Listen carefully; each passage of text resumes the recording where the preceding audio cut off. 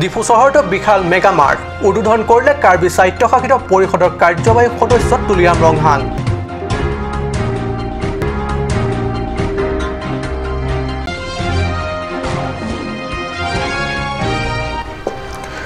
ৰাংচিনা ভৱনত অনুষ্ঠিত এক গুৰুত্বপূৰ্ণ সভাত অসম সাহিত্য সভাৰ কেন্দ্ৰীয় কমিটিৰ নৱনিযুক্তি আঞ্চলিক সম্পাদিকা দায়িত্বভাৰ অৰ্পণ।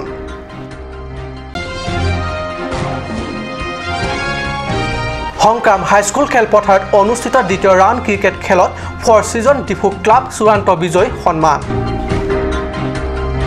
নমস্কাৰ, অসমীয়া প্ৰাইম টাইম বাতৰিত মই পৰজ্যোতি শৰ্মাই স্বাগতম জনাইছোঁ। এতিয়া আগবাঢ়িছোঁ প্ৰথমটো বাতৰিলৈ। উৎসৱ বা বিবাহৰ যিকোনো ডাঙৰ অনুষ্ঠান উদযাপনৰ বাবে আপুনি এতিয়া গুৱাহাটী বা ডিমাপুৰলৈ গৈ বজাৰ কৰিবলৈ যাব নালাগে। ডিফু চহৰতে আপুনি বিচৰা সকলোবোৰ বিবেচনামূলক মূল্যত পাব। আপোনাৰ সামৰ্থ্য অনুসৰি পোছাকৰ পৰা ঘৰুৱা নৃত্য ব্যৱসায় সা সামগ্ৰী আপুনি কিনিব পাব, কিয়নো ডিফু চহৰটো খোলা হ'ল বিশাল মেগা মাৰ্ট। হয়, কাৰ্বি আংলঙৰ যি ঠাইৰ পৰা আহিলোঁ এতিয়াৰ পৰা ঘূৰি যাওঁতে বিশাল মেগা মাৰ্টৰ পৰা বজাৰ সমাৰ কৰি টালি টোপোলা লৈ ঘৰলৈ যাব পাৰিব। দুৰ্গা পূজা, বিহু, বিয়া, জন্মদিন, পাৰ্টি আদি যিকোনো আনন্দ উৎসৱৰ বাবে আৰু বজাৰ ক'ত কৰিব বুলি আৰু চিন্তা কৰাৰ প্ৰয়োজন নাই।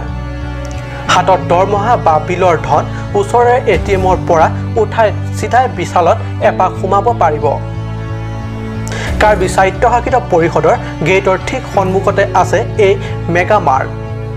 কাৰ্বি স্বায়ত্তশাসিত পৰিষদৰ মুখ্য কাৰ্যবাহী সদস্য তুলিৰাম ৰংহাঙে আজি শুভ উদ্বোধন কৰিলে এই বৃহৎ ব্যৱসায় প্ৰতিষ্ঠান বিশাল মেগা মাৰ্ট।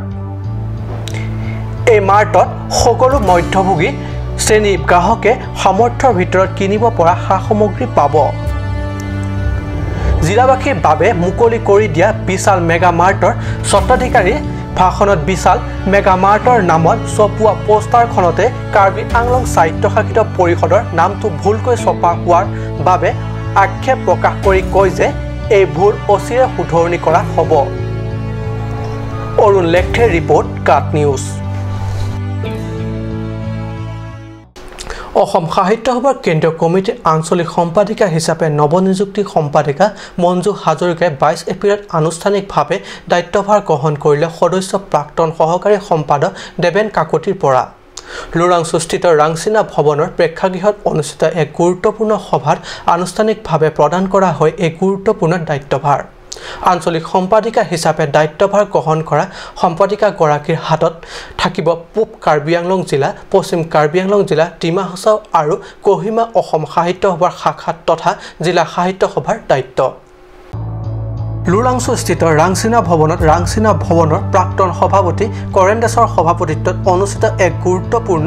অনুষ্ঠানত অসম সাহিত্য সভাৰ প্ৰাক্তন সহকাৰী সম্পাদক দেবেন কাকতিয়ে আনুষ্ঠানিকভাৱে কাৰ্যভাৰ হস্তান্তৰ কৰে নৱনিযুক্তি আঞ্চলিক সম্পাদিকাৰ দায়িত্ব মঞ্জু হাজৰিকাক। আঞ্চলিক সম্পাদিকা হিচাপে দায়িত্ব পদ গ্ৰহণ আগতে হাজৰিকা বিগত 2013 চনৰ পৰা 2017 চনলৈকে ডিফু সাহিত্য সভাৰ সম্পাদিকা হিচাপে নিষ্ঠাৰে আৰু সফলতাৰে কাৰ্যনিৰ্বাহ কৰে। তেওঁ দায়িত্ব নিষ্ঠাৰ বাবে অসম সাহিত্য সভাৰ কেন্দ্ৰীয় কমিটিয়ে আৰু অধিক দায়িত্ব নিষ্ঠৰ কৰে। আহিবলগীয়া দিনবোৰতো এইদৰে একে নিষ্ঠা আৰু একে সফলতাৰে দায়িত্ব নিৰ্বাহ আশা প্ৰকাশ কৰি সভাত বিভিন্ন ব্যক্তি তথা বিষয়ববীয়াসকলে মতামত আগবঢ়াই ভাষণ প্ৰদান কৰে। উল্লেখ্য, আজি এই সভাত প্ৰাক্তন ৰাংচিনা ভৱনৰ সভাপতি কৰেণ দাস, অসম সাহিত্য সভাৰ সদস্য প্ৰাক্তন সহকাৰী সম্পাদক দেবেন কাকতি, ডিফু সাহিত্য সভাৰ প্ৰাক্তন সাহিত্য সভাপতি বিদুল বৰুৱা, জিলা সাহিত্য সভাৰ প্ৰাক্তন সভাপতি পাৰি ৰংপি প্ৰমুখ বিশিষ্ট সাহিত্যিক তথা সাহিত্যিক সেৱীসকল উপস্থিত থাকে। সংগ্ৰাম হাইস্কুল খেলপথাৰত দেওবাৰে অনুষ্ঠিত দ্বিতীয় ৰাউণ্ড ক্ৰিকেট খেলত চূড়ান্ত বিজয়ী সন্মান অৰ্জন কৰিলে ফৰ ছিজন ডিফু ক্লাবে। পশ্চিম কাৰ্বি আংলং সংগ্ৰাম হাইস্কুলত অনুষ্ঠিত এই দ্বিতীয় ৰাউণ্ডৰ খেলখনত মুখ্য কাৰ্যবাহী সদস্য তুলিৰাম ৰংহাঙে উদ্বোধন কৰে। আজি দ্বিতীয় ৰাউণ্ডৰ ক্ৰিকেট খেলখনৰ উদ্বোধনী অনুষ্ঠানত কাৰ্বি স্বায়ত্তশাসিত পৰিষদৰে যোগদান কৰি মুখ্য কাৰ্যবাহী সদস্য তুলিৰাম ৰংহাঙে মুখ্য অতিথিৰ ভাষণত কয় যে মুখ্যমন্ত্ৰী বিশেষ পেকেজ 10 কোটি টকাৰ ক্ৰীড়া ক্ষেত্ৰৰ উন্নয়নৰ বাবে ইতিমধ্যে অনুমোদন হৈ আহিছে। এই খবৰ নিশ্চয় ক্ৰিকেট প্ৰেমীসকলৰ বাবে আনন্দৰ খবৰ Very fast bowler.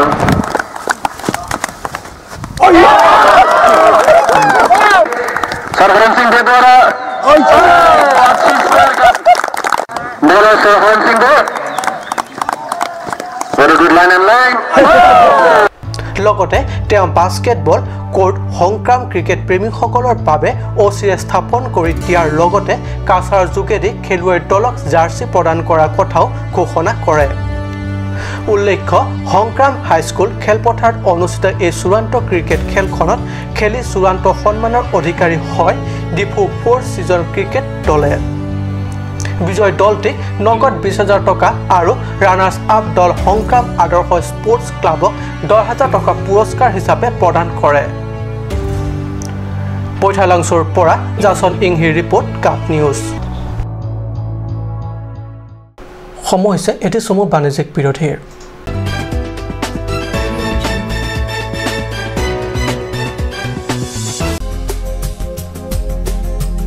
Kimi outlet opposite LDRB Difu Karbi Anglong Assam. 10% off in every kitchen and dining items like Hawkins, Flux, Milton, Treo, Shreya Iron, etc. 10% off in makeup and cosmetic products.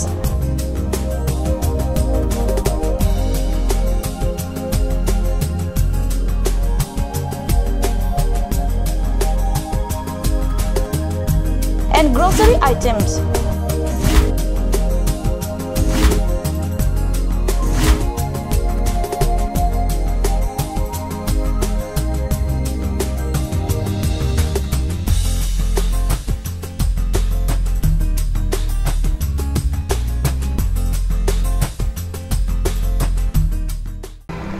Jubu Sports Restaurant Lounge,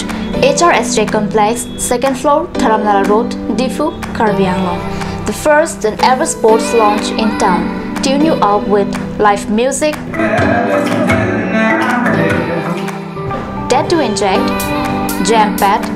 and pool game where you can play with friends or play with legends, along with seafood items like octopus, lobster, prawns, squid,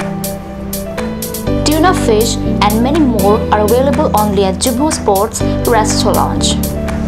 For reservation contact 9957381813 or 8638462619 or 8812998125. Kanch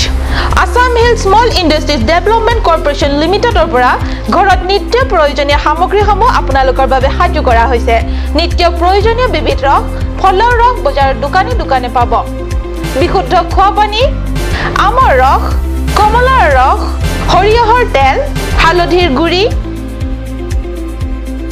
আমলখিৰ আচাৰ চিত্ৰনলা গাজ টেঙা ইত্যাদি অধিক মাত্ৰাত দোকানত পাব আপুনি বাৰু বিশুদ্ধ খোৱা পানীৰ অভাৱ অনুভৱ কৰিছে নেকি এটি আৰু চিন্তা নাই কাৰণ বজাৰলৈ আহিল কাঞ্চ ওয়াটাৰ বিজ্ঞানসন্মত উন্নত মানৰ প্ৰক্ৰিয়াৰে প্ৰস্তুত কৰা কাঞ্চ ওয়াটাৰে আপোনাক দূষিত পানীৰ ভয়াবহতাৰ পৰা আঁতৰত ৰাখিব কাঞ্চ ওয়াটাৰ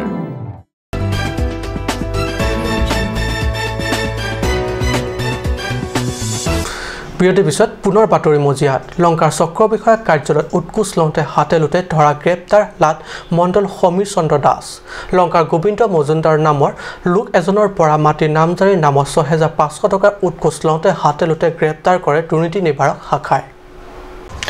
শনিবাৰে লংকা চক্ৰ বিষয়া কাৰ্যালয়ত দুৰ্নীতি নিবাৰক শাখাৰ অভিযানত টকা লোৱা অৱস্থাতে হাতে লোতে ধৰা পৰে সমীৰ চন্দ্ৰ দাস নামৰ এজন টাউন মণ্ডলক উক্ত ঘটনা সন্দৰ্ভত জানিব পৰা মতে বিগত বহু দিনতে গোবিন্দ মজুমদাৰ নামৰ লংকাৰ এজন যুৱকে নিজৰ মাটিবাৰীৰ নামজাৰি কৰাৰ বাবে লংকাৰ ৰাজচক্ৰ বিষয়াৰ কাৰ্যালয়ত আবেদন জনাইছিল বহু দিনৰ পৰা গোবিন্দ মজুমদাৰে নিজৰ নামত মাটিবাৰীৰ নামজাৰি কৰাৰ নামত হাবাধৰি খাইত আহিব লগা হৈছিল পিছত লংকা টাউন মণ্ডল সমীৰ চন্দ্ৰ দাসে উক্ত মাটিবাৰী নামজাৰিৰ কাম কৰি দিব বুলি গোবিন্দ মজুমদাৰ পৰা সৰ্বমুঠ 12,000 টকা বিচাৰিছিল এটা মোৰ দেউতাকৰ নামত মানে মাটি আছে মোৰ দেউতাৰ 2009 ত এক্সপায়াৰ হ'ল মাটিখিনি মই নামজাৰিৰ কাৰণে দিছিলোঁ মোৰ মাৰ নাম আৰু মোৰ নামৰ কাৰণে দিছিলোঁ মোৰ ভাইটি ভণ্টি কোনো নাই আৰু মই অকলে ঘৰৰ অকলে ল'ৰা সেইকাৰণে মোৰ মাৰ নাম আৰু মোৰ নামত নামজাৰি হ'ব এইটো কাৰণে মই নামজাৰিৰ কাৰণে আজি 1 বছৰ পাৰ হ'ল এইটো দিছোঁ 1 বছৰৰ ভিতৰত ইহঁতে টকাৰ বাহিৰে কামেই নকৰে অপেনলি টকাৰ ডিমাণ্ড কৰে মোৰ পৰা প্ৰথমত 12,000 টকা বিচাৰিছে তাৰপিছত সি মানে দাম দৰ কৰি পেলাই মোৰ লগত 8,000 টকাত সি এগ্ৰিমেণ্ট কৰিলোঁ আজি 6,500 টকা দিছোঁ আৰু সমীৰ দাস তেওঁ টাউন মণ্ডল হয় তেখেত মণ্ডল হয় আপোনাৰ নামটো কি আছে মোৰ নাম গোবিন্দ মজুমদাৰ আপোনাৰ পৰা 12,000 বিচাৰিছিল 12,000 বিচাৰিছে লাষ্টত 8,000ত কথা হ'ল মই আজি 6,500 টকা দিছিলোঁ হাতে নাতে আহিলে সেই তাক ধৰিলে আপুনি কমপ্লেইন দিয়েছিল কমপ্লেইন মই যোৱাকালি মই এণ্টি কৰাপশ্যনত মই কমপ্লেইন দিলোঁ আৰু যিজন এণ্টি কৰাপশ্যনৰ বৰ্তমান SP আছে মাই ডিয়াৰ মানুহ হি হ'ল মানে he is a great officer যদিও গোবিন্দ মজুমদাৰ আজি শনিবাৰে মণ্ডলজনক নামজাৰি বিনিময় 6,500 টকা উৎকোচ দিওঁতে দুৰ্নীতি নিবাৰক শাখাই হাতে লুটে আটক কৰে লংকা টাউন মণ্ডল সমীৰ চন্দ্ৰ দাসক বৰ্তমান 6জনীয়া দুৰ্নীতি নিবাৰক শাখাৰ এটি দলে জেৰা অব্যাহত ৰাখিছে উক্ত মণ্ডলজনক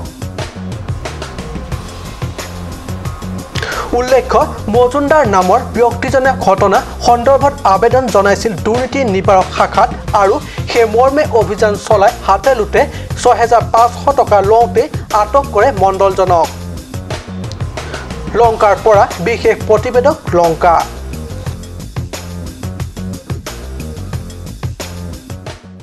কেএছএ হামৰেড মুখ্য শাখাৰ উদ্যোগত হামৰেড উচ্চতৰ মাধ্যমিক বিদ্যালয়ত কেএছএ গোট গঠন কৰা হয় কেএছএ গোট গঠনৰ উপলক্ষে আয়োজিত সভাত হামৰেড কেএছএ মুখ্য শাখাৰ কেইবাগৰাকী ছাত্ৰ নেতাই অংশগ্ৰহণ কৰে হামৰেড উচ্চতৰ মাধ্যমিক বিদ্যালয়ত কেএছএ গোট গঠনৰ প্ৰয়োজনীয়তা ব্যাখ্যা কৰি ছাত্ৰ নেতাসকলে সভাত কয় যে নতুন প্ৰজন্মক সামাজিক দায়িত্ববোধৰ জ্ঞান এতিয়াৰে পৰা লাহে লাহে দিবৰ বাবে এক গোট গঠন কৰিবলগীয়া হ'ল কেএছএ হামৰেনৰ মুখ্য শাখাৰ সম্পাদক বালিচন্দ্ৰ বে সাংস্কৃতিক সম্পাদক মংগল সিং ৰংহা সহ সম্পাদক চেমছন সিং ইংটি সাংগঠনিক সম্পাদক চামফ্ৰী ৰংহাংপিক ধৰি ছাত্ৰ নেতাসকলে সভাত অংশ লয় সভাত সৰ্বসন্মতিক্ৰমে লংচন তেৰণক সভাপতি হেমসিং টিচুক উপসভাপতি বিজয় ডেৰাক সম্পাদক বৰ্ণালী টকবিপিক সহ সম্পাদক সুনিতা ৰংহাংপিক সাংস্কৃতিক সম্পাদক বিক্ৰম বেগ ক্ৰিয়া সম্পাদক আব্ৰাহাম ৰংহাঙক সাংগঠনিক সম্পাদক যোগেন কাঠাৰক প্ৰচাৰ সম্পাদক হিচাপে এটা শক্তিশালী গোট গঠন কৰে কেএছএ হামৰেড মুখ্য শাখাৰ নেতৃত্বসকলে হামৰেনৰ পৰা সুন্দৰ ৰিপৰ্ট কাট নিউজ প্ৰকৃতিয়ে নিজ খেয়াল খুচিত কি যে সৃষ্টি নকৰে অতি প্ৰাচীন প্ৰস্তৰ যুগৰ পৰা এতিয়ালৈ কিমানে বিশ্বত বিভিন্ন ৰহস্য উদ্ঘাটন হৈ আছে যদিও এতিয়ালৈ এই ৰহস্য অন্ত হোৱা নাই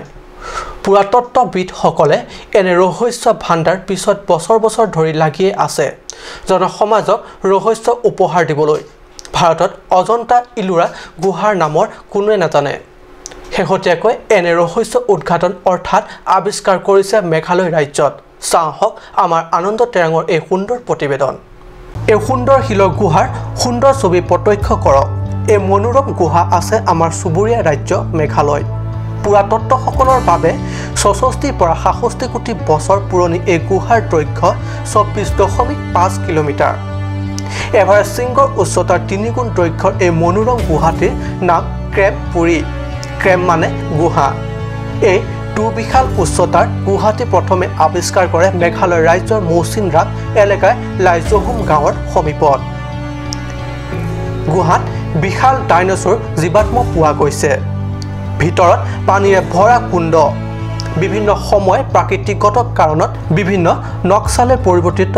এই গুহাটি বিশ্ববাসীৰ বাবে আশ্চৰ্য আৰু ই পৰ্যটকসকলৰ বাবে হৈ পৰিছে আকৰ্ষণৰ কেন্দ্ৰবিন্দু আজি অসমীয়া প্ৰাইম টাইম বাতৰি ইমানতে সামৰিছোঁ ধন্যবাদ